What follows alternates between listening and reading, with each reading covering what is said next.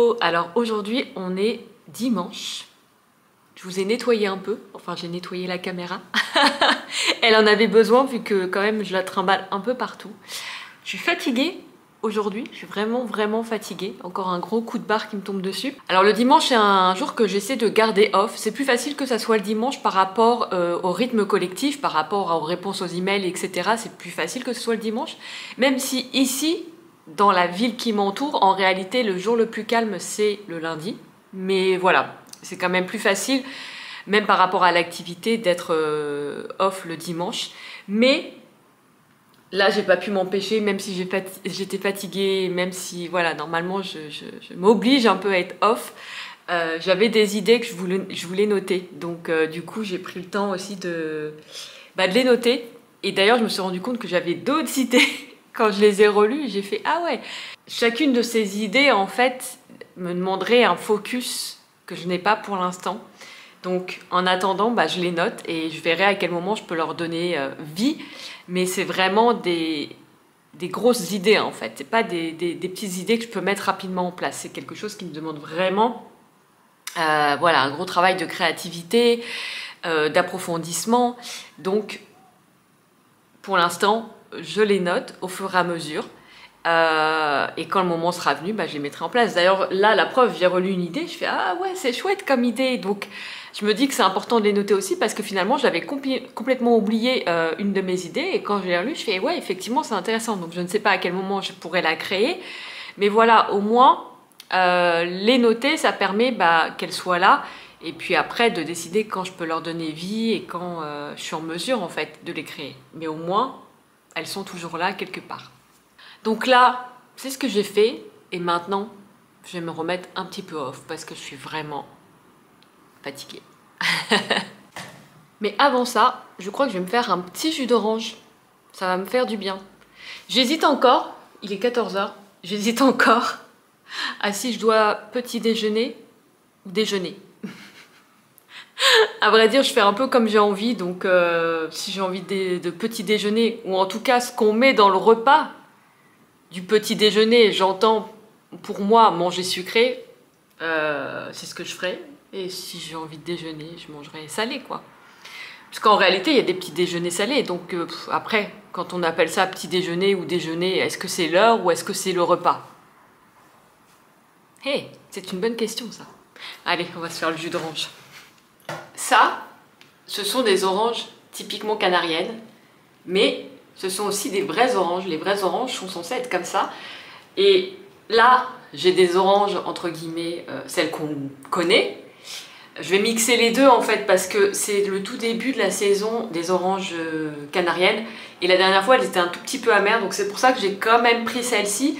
Mais honnêtement, celles-ci, quand c'est la pleine saison, elles sont incroyables. Et elles sont beaucoup plus grosses que ça en fait.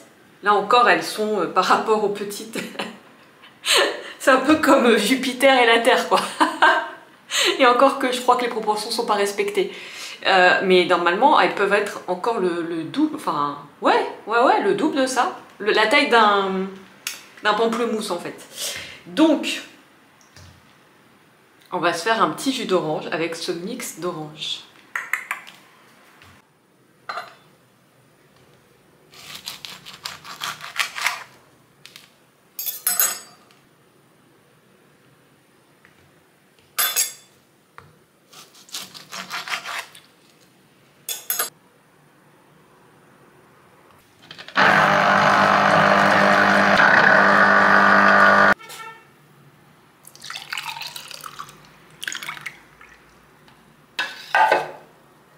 Tchin tchin.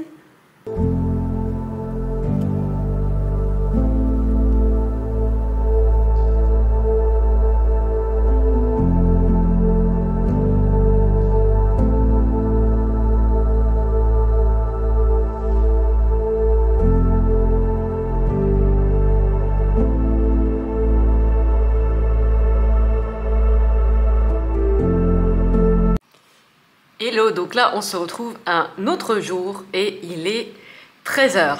Et je dois aller chercher en fait une enveloppe en carton pour emballer une illustration, puisque j'en avais plus d'avance. Le seul truc, c'est que donc je dois aller dans la ville qui est à côté, qui est à 10 minutes en bus, donc en soi c'est pas loin. Je pouvais pas y aller avant 13 h. Le seul truc, c'est que le bus n'est que dans 20 minutes et que le magasin ferme à 14 h. Donc c'est jouable. Un petit peu juste, mais c'est jouable. Et après, il faudrait que j'aille à la poste qui, elle, ferme à 14 h 30. Ou alors j'y vais demain matin.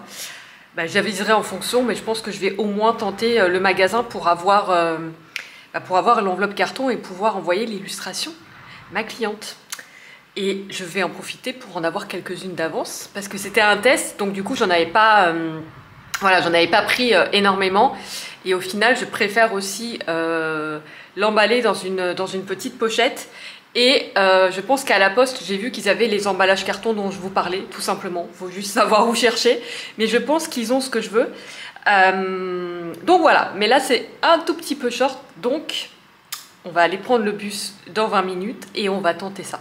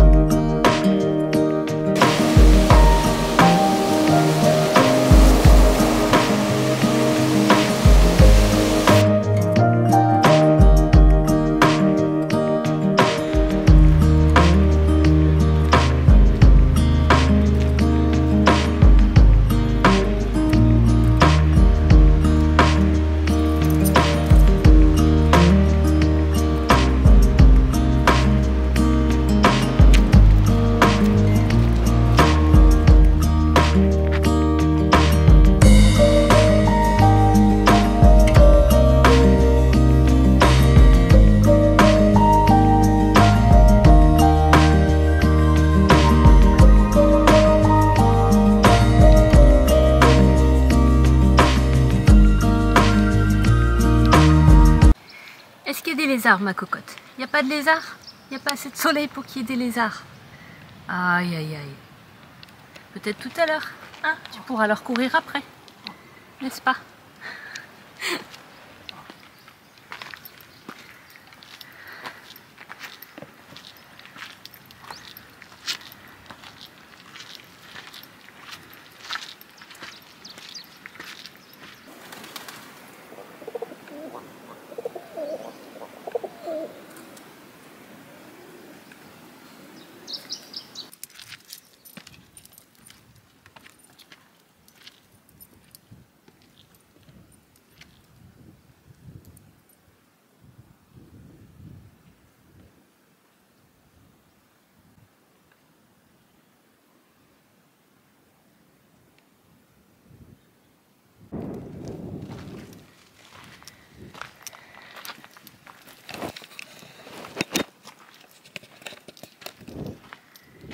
Il n'y a personne.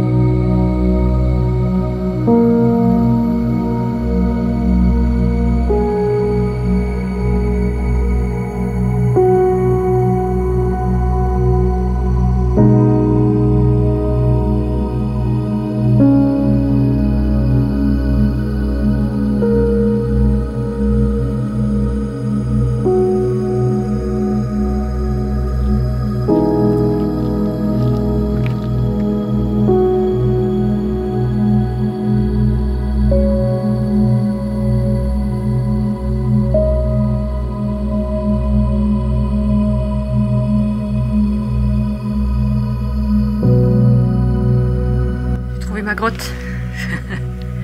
Il y a plein de grottes ici, regardez, on en voit plein là.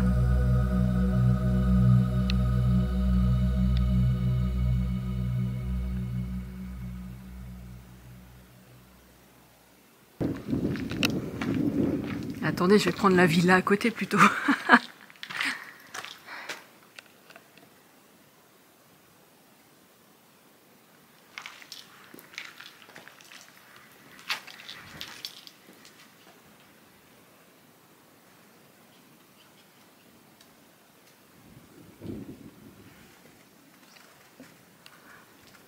Waouh, ça fait un peu peur d'être juste en dessous de ça.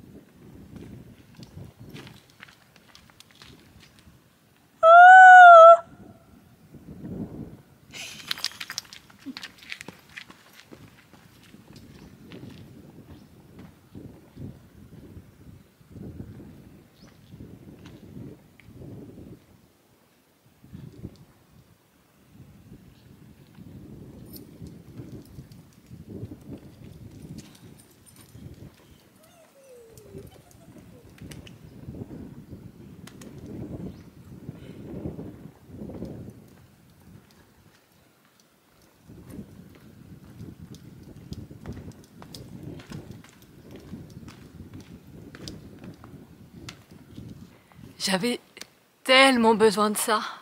Ah, ça fait du bien. J'avais vraiment besoin de ça en fait. Ah.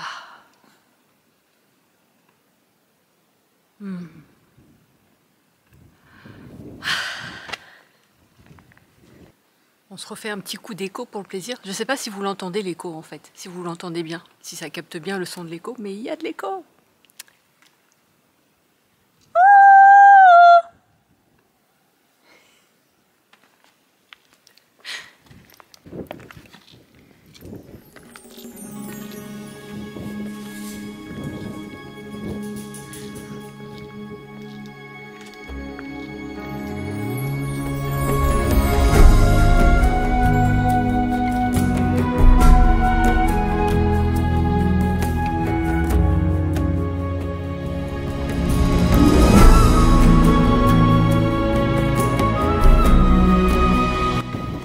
Regardez comment c'est super beau. C'est super graphique en fait.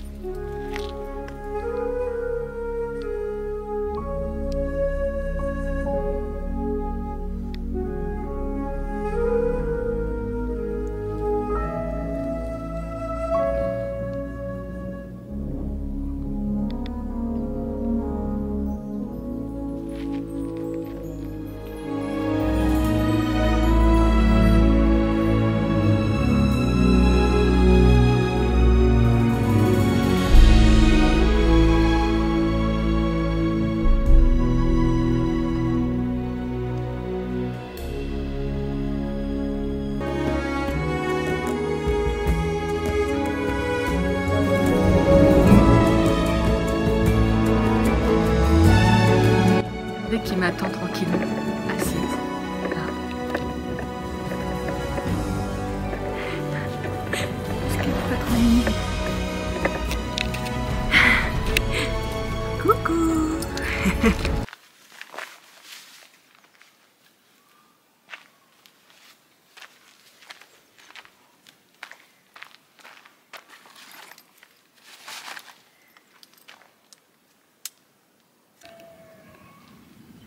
Vous entendez les chèvres?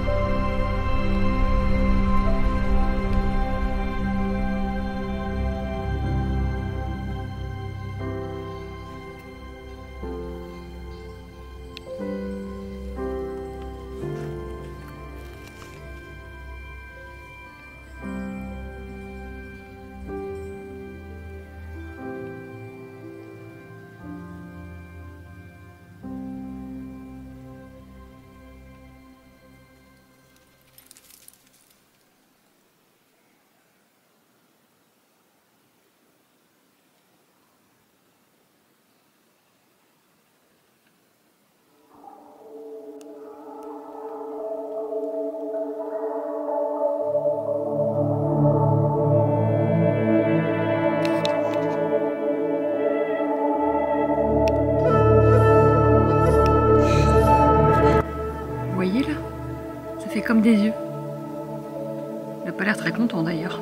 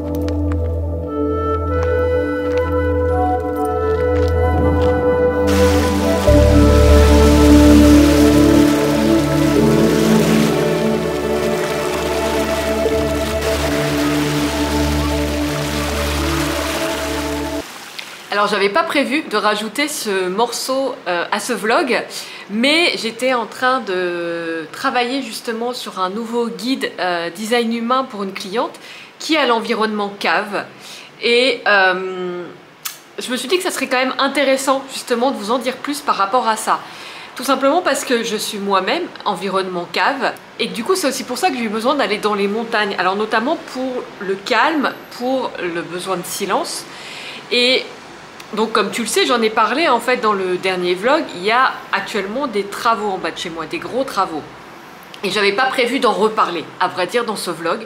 Tout simplement parce que j'avais décidé que je voulais pas mettre mon énergie dans ce qui m'agace ou voilà, perdre cette énergie dans ce que je peux pas contrôler finalement, et de mettre plutôt dans mon énergie dans la création de mes rêves et de ce que, voilà, de ce que je veux créer.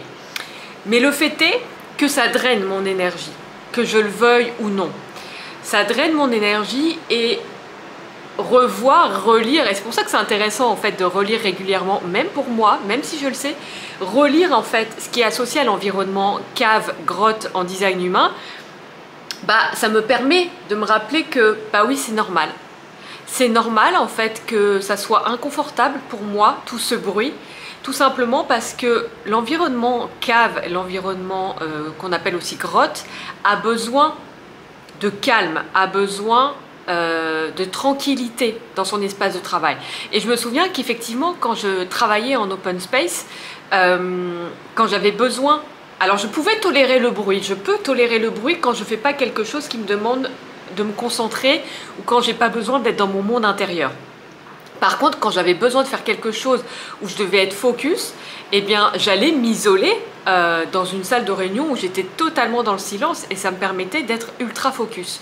Et là, je vois bien que le problème, c'est que les travaux, là, ça fait pas juste quelques jours, ça fait presque 3 semaines que ça dure. Donc en fait, quelques jours, je peux faire avec, bien sûr. Là, ça fait 3 semaines et je vois que du coup, j'ai beaucoup plus de difficultés à connecter à mon monde intérieur, et pour moi c'est indispensable parce que en design humain j'ai la vision intérieure, parce que j'ai l'environnement cave, et si vous voulez, ce que je veux vous dire aussi, c'est que le design humain me permet de comprendre ce qui se joue et me permet d'être en accord aussi avec mes ressentis, de me dire ok, c'est normal que je ressente ça, c'est pas juste que je me plains comme ça, c'est normal parce que mon fonctionnement a besoin en fait d'un certain contexte pour être optimal. Et donc le fait est que là, ce n'est pas le cas.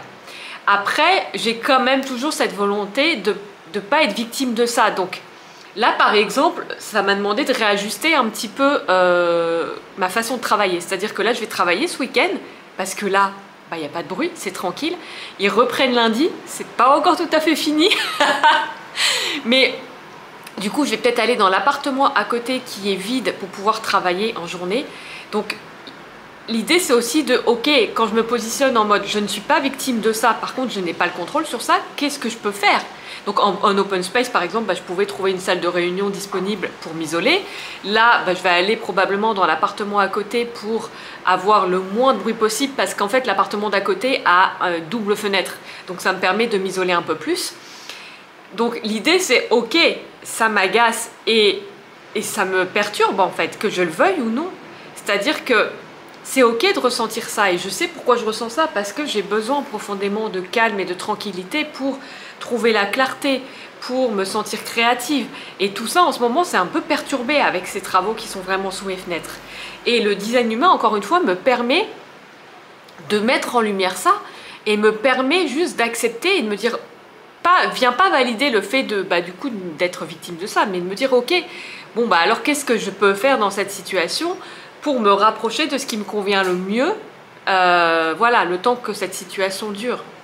Et ça, je trouve que c'est important en fait aussi de pas nier nos ressentis, de pas vouloir accepter à tout prix, mais du coup tomber dans le fait de nier ce qui se passe en nous. Oui, moi, les travaux sous ma fenêtre, et le bruit que ça génère, ça me perturbe, et c'est ok. C'est ok parce qu'effectivement, mon fonctionnement optimal me demande d'être dans le calme, dans une certaine intimité, dans une certaine atmosphère. Certaines personnes peuvent travailler dans le bruit et c'est pas gênant pour elles. Moi, ce n'est pas mon cas, par exemple. Et même si je mets un casque, etc., il y a une atmosphère qui, du coup, n'est pas là et qui fait que ça vient comme créer des interférences avec ma connexion intérieure, avec ce dont j'ai besoin pour être focus sur ce que je fais, pour connecter encore une fois à ma créativité, à mon monde intérieur.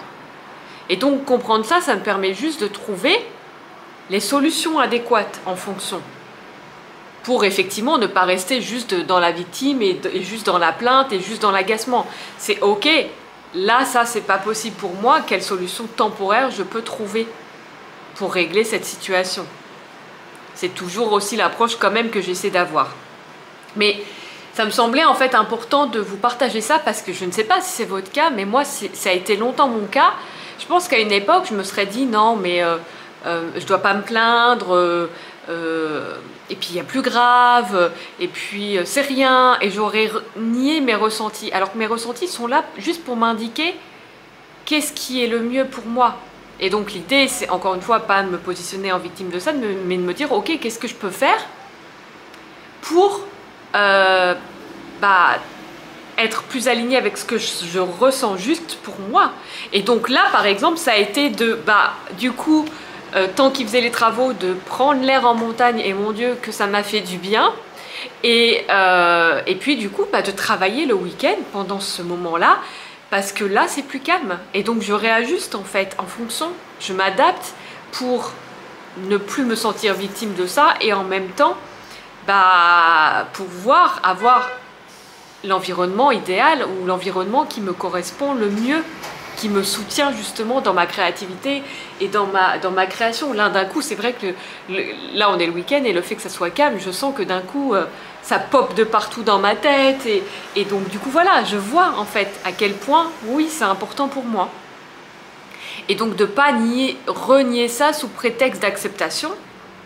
Par contre c'est juste effectivement voilà, de pas se positionner non plus en victime, et d'essayer de faire au mieux, et d'essayer de trouver les solutions les plus adéquates pour répondre à ce besoin. Par exemple, alors je vais vous remettre le lien parce que j'en parle de temps en temps, et ça on ne le voit pas sur tous les sites de design humain, donc je vais vous remettre un site de design humain où tu vas pouvoir générer ta charte gratuitement et avoir ton environnement.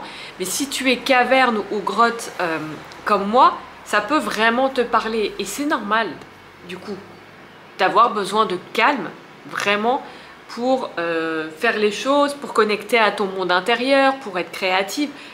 C'est normal. Et donc, si ça peut pas être le cas, l'idée c'est de dire, ok, qu'est-ce que je peux trouver comme solution pour me rapprocher de cet environnement idéal. Donc voilà ce que j'avais envie de te partager, qui n'était pas forcément prévu, mais je pense que c'est important quand même. Et puis tu sais que le design humain, ça fait partie de ma philosophie de vie, ça me permet de comprendre plein de choses sur moi-même, et c'est pour ça que j'ai à cœur de te transmettre ça aussi. Et par exemple, il y a encore d'autres choses dans le design humain qui peuvent expliquer ça. J'ai aussi l'autorité splénique en design humain, donc c'est vraiment l'autorité de l'instinct.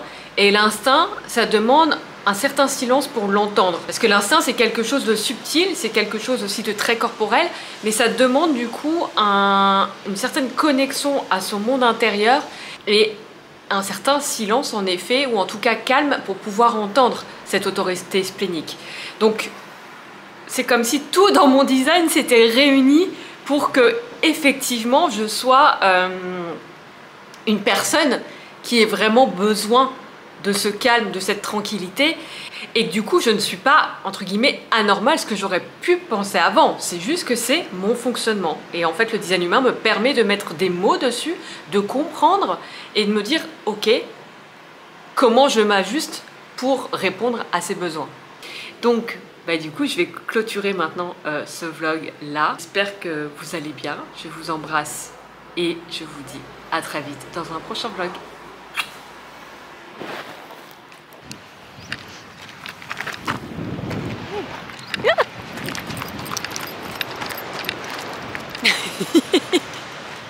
Je me suis fait attaquer par un truc.